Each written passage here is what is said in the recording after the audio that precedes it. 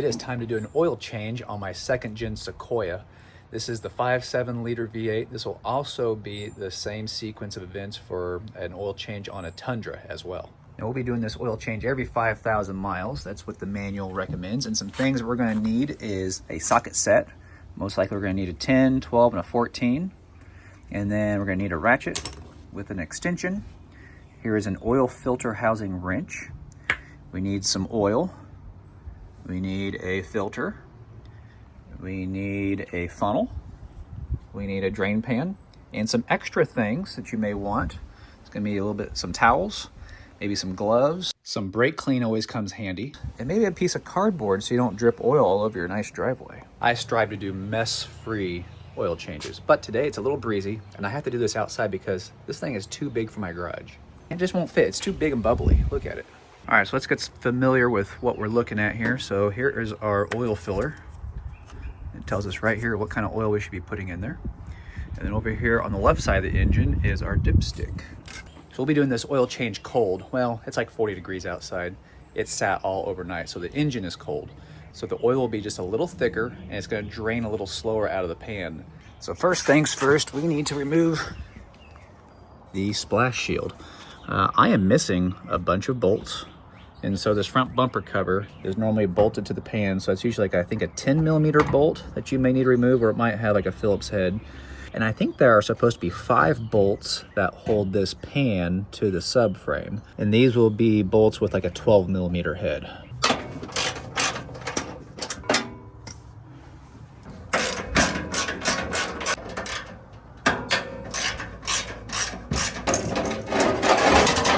And just be aware, there's something that may hang you up when you're trying to get this out. There's these little hooks right here that go into these little slots in the frame so that when you are dropping this or removing it, it kind of holds it in place. So you may have to like shimmy it to the side to get it off of those hooks. All right, it's time to drain the oil. I'm gonna stick this under here for a leak-free mess. I'm gonna slide it all the way back.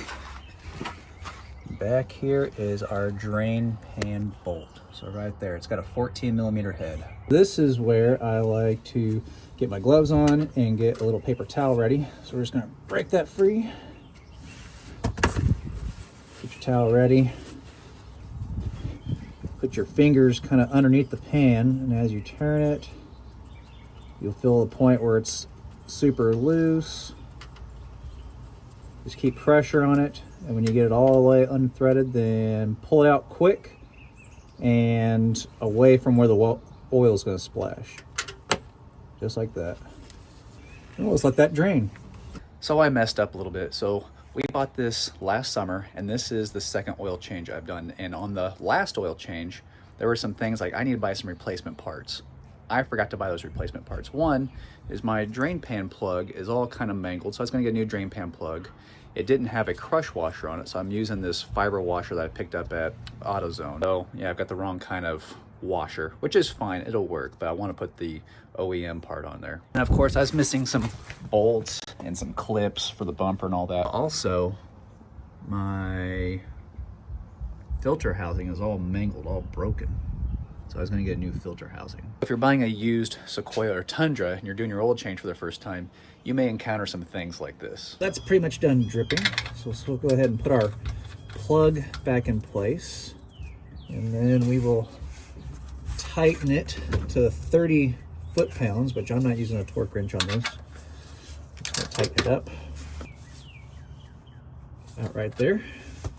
And then you can take your rag and clean off the oil around the plug. You can also get some of that brake cleaner and blast it off if you want to use that.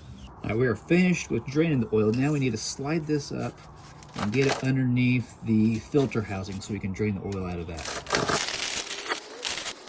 All right, now there's a couple ways to do this next part. When we look at this housing, this little cover right here, if we unthread this, we have a little adapter that will fit in here and it'll drain the oil from this entire filter housing. You can do it that way, or you can leave that and you can skip right to the part where we undo this whole filter cup and pull it down, and you'll have a bunch of oil come out. Most people will remove this and drain the oil first. So when we open up our filter, there'll be this little adapter It's gonna push into place. Some of these I've seen will be threaded, or they'll thread into place. This is the kind you get the push into place. So we'll take our ratchet, which is an extension, put it in there, the 3/8 extension. Unthread it. There'll be just a touch of oil that drips out of here, like that. Get a rag, set this to the side. Now take your little adapter, you're gonna push it in here, and you might need 2 hands, and you're just gonna push it up in there to hear it snap. There we go. Just let it drain. All right, this is pretty much finished dripping. I'm just gonna go ahead and pull it out. Set it to the side. Now we will use our filter wrench. We'll stick it in there. You wanna get it real straight. And then turn it loose.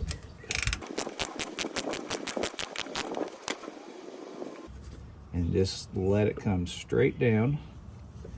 And then you can take your filter out, your old filter, just set it to the side in your drain pan, and then tip this over and drain the rest of the oil into your drain pan. Once you feel like you've got most of the loose oil out, you can take a rag and just kind of stuff it in there, soak up all of the residual oil. Another thing you can do is you can take some of your brake clean, spray it up in the housing, get some of that oil out of there.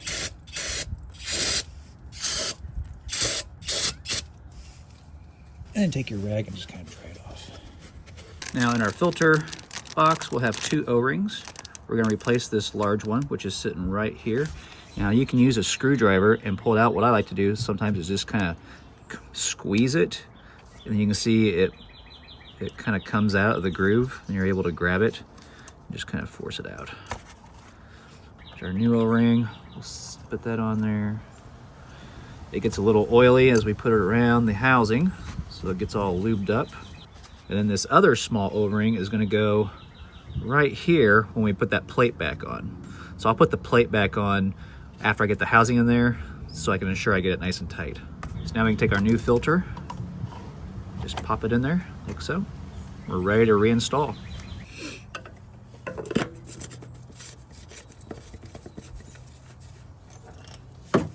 Put your filter wrench back on and tighten up until it stops. And there you go, it stops. And now we can pull this old O-ring out. Just pop it out with a screwdriver. Here's our new one. And get the cover ready. Stick the new one in there. And it could fall out, so you want to make sure you have your finger on it. There we go.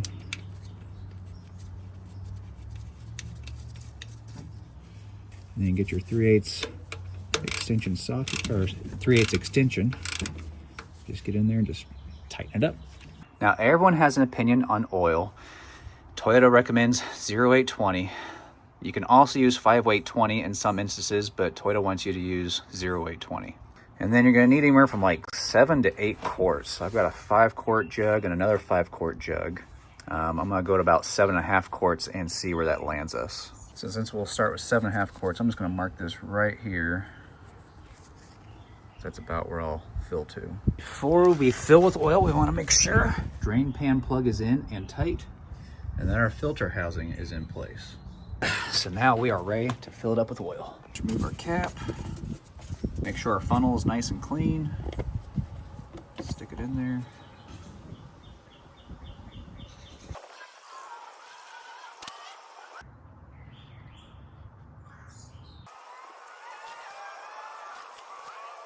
I poured in about 7 quarts of oil and decided to check the level. It's best to pull the dipstick, wipe it off, and then dip it again. The new oil finds its way to the pan rather quick, but waiting a little longer before checking the level will result in a more accurate reading. The dipstick has 2 dots, and of course the top dot is where you want the level to be. I'm a little low, so I will need to add more oil. probably need to get close to the full 7.9 quarts. After adding oil, check the level again. Once we get it where we think it's good, we'll want to start the engine to let the oil circulate through the block and then check it again. All right, so we're going to reset the maintenance light, which I'm going to try to do this one-handed here. So what we're going to do is we're going to hold down the trip meter and then turn the key to on. So I'm going to see if I can do this. Okay, here we go. I'm just going to turn the key to on. You'll see it blinking. 4, 3, 2, 1, 0, 0. Now it's reset. Now let's start it up.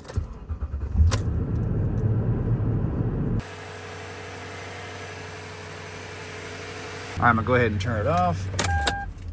All right, now I'll check the oil again and adjust as needed. Wipe it all off. Stick it back in. There it is, right at the full mark. All right, so we'll set the funnel to the side, put our cap back on. Now we just need to put the splash shield back on. This will go backwards from the way we took it off.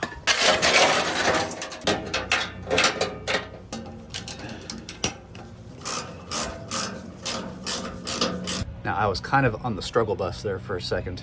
You'll have to figure out what's easier for you, but what I did is I hooked in the hooks, I threaded a couple threads of the first bolt and the second bolt on the front. Didn't do it tight, and I was able to lift the back up and get the screw through the middle mounting location. And what you can do is you can take your socket with the extension with the bolt on the end, push it through the hole, get it through the mounting plate, and then as you're raising the skid plate, if you look to the side here, like where this arm is, you'll be able to see the bolt sticking through, and you can find the hole in the subframe where the bolt goes through. And so you can align it from the side here and then use your socket to tighten the bolt up. If you happen to have the bumper cover bolts, put those back in. And that is the oil change on a 5.7 liter Toyota V8. If you have any questions, don't hesitate to reach out in the comments, but we are good to go for the next 5,000 miles.